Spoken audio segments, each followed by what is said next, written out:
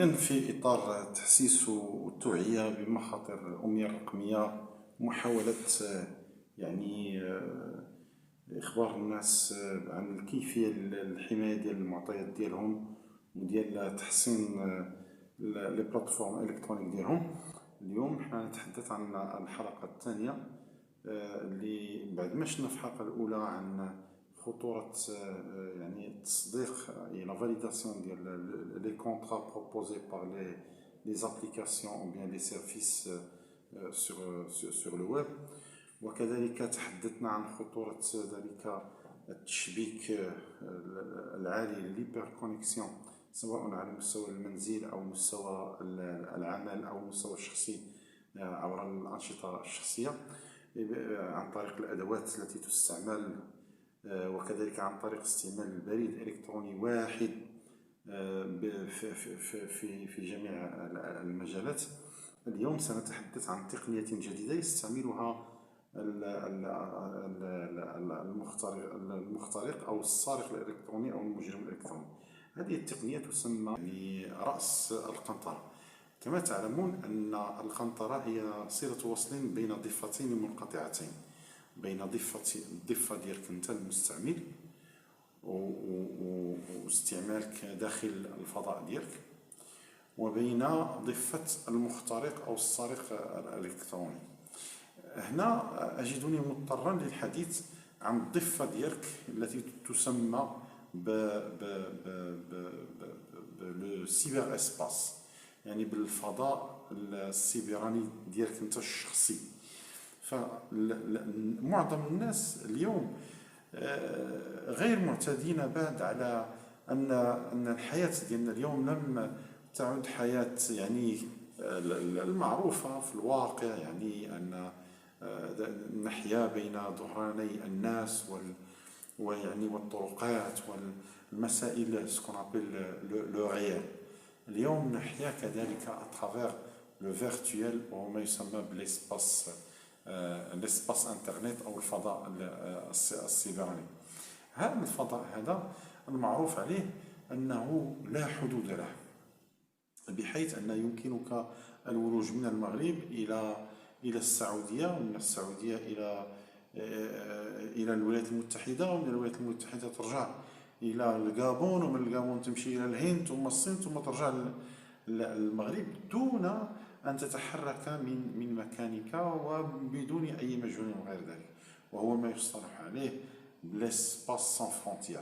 لكن هذه المسألة هذه ديال ليسباس سان فرونتيير فيها نظر، وهنا فين كتوقع الصعوبة ديال التعامل مع الفضاء الرقمي السيبراني، على اعتبار أن هذا ليسباس سان فرونتيير فيه لا نوسيون تيريتوريال، لا نوسيون دو لا تيريتورياليتي، يعني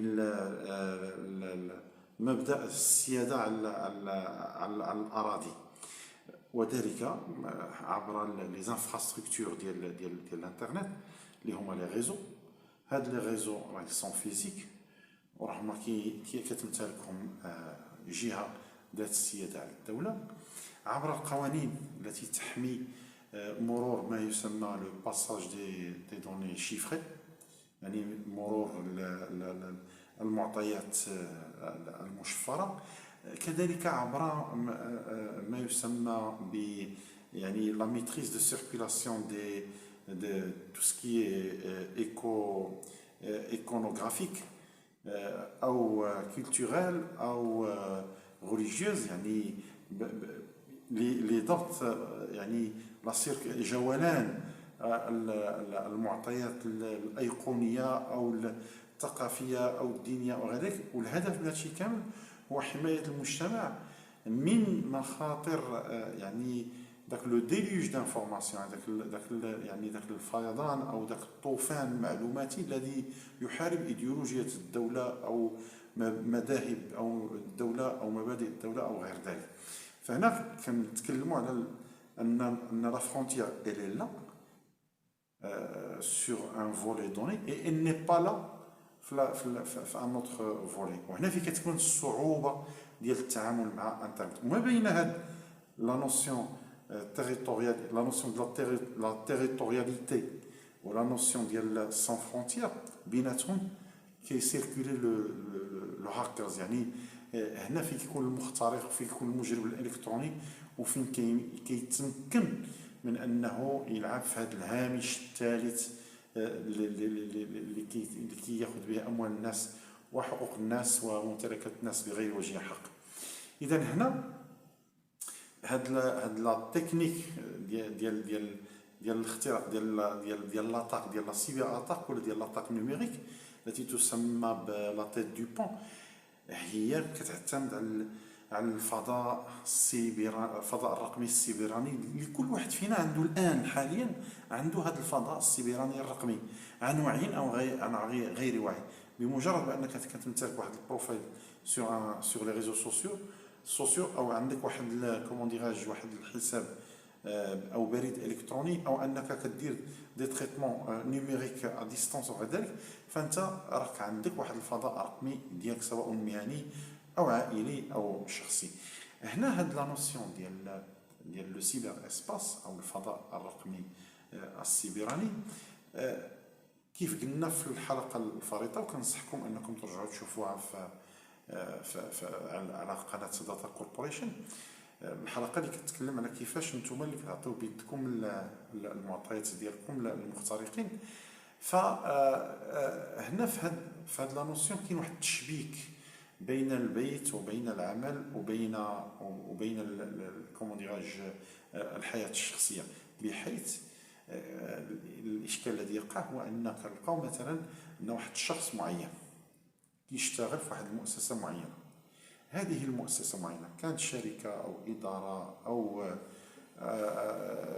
او متجر او غير ذلك، كيكون قد اتخذوا واحد تدابير جد صارمه للحمايه المعلوماتيه ديالهم، على اعتبار لنفترض جدلا ان مدير هذه المؤسسه او مسيرها او مدبرها على يعني المام واسع بهذا المجال، وعلى كومون ديراج يعني il est sensible le degré de gravité ديال ترك المجال او الفضاء السيبراني ديال المؤسسه ديالو مفتوحه، فعمل على التحسين ديالو على التقويه ديالو وغير ذلك.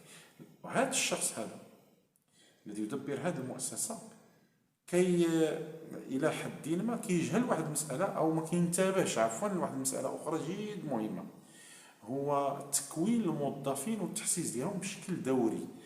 مثلا مقاوله معينه عندها واحد 50 ديال الناس، هذه المقاوله جات دارت واحد التحسين معلوماتي وسيبراني جد مهم، وما دارتش واحد التكوين الموظفين ديالها، وما كديرش واحد العمليه ديال ان كومبان دو سونسيبيزاسيون، يعني بشكل دوري وبشكل موسمي من اجل تحديث المعلومات ديالهم ومن اجل التذكير ديالهم ما غابيل. فالذي يقع هو ان هاد الموظفين غيكون غير من هاد 50 غير موظف واحد، ملي كيخرج من العمل كيمشي لان اسباس بوبليك، مثلا نتكلم على قهوه، هاد القهوه فيها الويفي، هاد الويفي هذا هو غير محمي، اللي جا كياخذ كومون ديراج الكود داكسي من عند صاحب المقهى، وهذاك السيد داك الموظف اللي خرج من العمل ديالو وجلس في هذيك المقهى كيدخل بالبورطابل ديالو اللي غير محمي كذلك. ففي هذيك الفتره وفي هذاك المكان ومن هذاك البورطابل كيتم الاختراق ديالو من طرف الهاكرز، يعني كيكونوا متبعين. يعني خصنا نعرفوا واحد القضيه، ان واحد المؤسسه معينه عندما يراد الاختراق ديالها، وهادشي غنتكلموا عليه على كيفيه اختراق المؤسسات والمقاولات وغير ذلك، كيتم الترصد لهذه المؤسسه على مستويات متعدده من جملتها الموظفين اللي كيشتغلوا فيها. فكيكون هذا الموظف يعني مترصد من طرف ذلك المخترق او ذلك الهاكرز، البلاك هاكرز. فبمجرد ما كيدخل ان اسباس بوبليك اللي فيه ان كونيكسيون انترنت نون سيكوريزي وكيدخل من البورطابل ديالو كي ني با سيكوريزي، هذاك الهاكرز كيخترق ليه البورطابل ديالو وكيحط فيه واحد البرنامج خبيث، ان مالوير. هذا البرنامج الخبيث ديال الاسبيوناج وديال الاختراق كيتانسترا في البورطابل، كي هذاك الموظف كيحتسي داك يرتشف كوب قهوته وكيسالي من الابحار ديالو في الانترنت. كيوصل الساعه ديالو كيمشي بحال لدارو. لو لوندومان كيجي للمؤسسه، كيدخل كيشتغل مع راسو 8 دي ماتان، هذا الامور هذا مزيان منضبط كذا كذا. واحد اللحظه معينه في بوز كافي كيبغي كونسلتي لي ريزو سوسيو ديالو او يشوف البريد الالكتروني الشخصي ديالو، فكيتكونيكتا بالويفي ديال المؤسسه، ديال المقاوله اللي كيشتغل فيها. بمجرد ما كيدخل الويفي ديال المقاوله اللي كيشتغل فيها، هذاك لو بروغرام، داك البرنامج الخبيث المالوير اللي تانستالا البارح امس بالليل عفوا عندما كان في المقهى وتم اختراقه لانه ما كانش واحد ليسباس انترنت سيكوريزي، كيتمانيفيستا هذاك المالوير اترافير لو ريزو ديال الويفي ديال المقاوله، ويخترق الشبكه ديال المؤسسه، وكيبدا يعني يستنسخ او يعيد برمجه نفسه من اجل الاختراق. غادي نتكلموا عليها كما اشرت في كيفيه اختراق المقاولات. وكيبدا يخترق في المؤسسه للحصول على معطياتها او لتدمير برامجها او لتعطيل يعني خدماتها او على حساب الهدف اللي وضعوا الهاكرز، وحساب على حساب عود من يقف خلف ذلك الهاكرز. فهذا الموظف هذا يسمى بلا تيت دو بون. وهذه المساله هذه راه وارده ليست للمقاوله فقط، راها وارده حتى للاشخاص يعني الذاتيين او الطبيعيين، يعني لي بيرسون فيزيك. الانسان العادي يقدر يكون عنده البورطابل ديالو حط فيه ان بروغرام دو بروتيكسيون، الي عنده اون كولتور دو بروتيكسيون حتى على مستوى البيت الي بروتيجي كذا كذا كذا، ما عنده داك البيسي بورطابل ديالو الي اجور، كيشري لي زابليكاسيون لي ليسونس ديالهم، ما كيجيبش لي كومون ديراج لي لوجيسيال كراكي وغير ذلك. لكن الذي يقع هو مسافر مثلا غادي يبدا مع البورطابل ديالو، الى بيزوان دو سو كونيكتي، دخل المطار او دخل شي محطه قطار او غير ذلك، الى الومي سون بورطابل، تكونيكتا في الريزو ديال كومون ديراج ديال داك ليسباس لي بوبليك اللي هو فيه. فبمجرد ما كيتكونيكتا فيه كي ني با سيكوريزي هذاك ليسباس، فبمجرد ما كيتكونيكتا يتم اختراقه، وملي كيجي للبيت كيكونطاميني او تتم يعني واحد العمليه ديال العدوى ديال باقي الاجهزه اللي عنده داخل البيت. اذا هنا نتحدث على واحد المجال او فضاء سيبراني رقمي اللي هو مفتوح، واللي يعني كيخصو واحد التعامل خاص. في هذا التعامل الخاص كحلول او بعض الحلول كنصحوا بما يلي.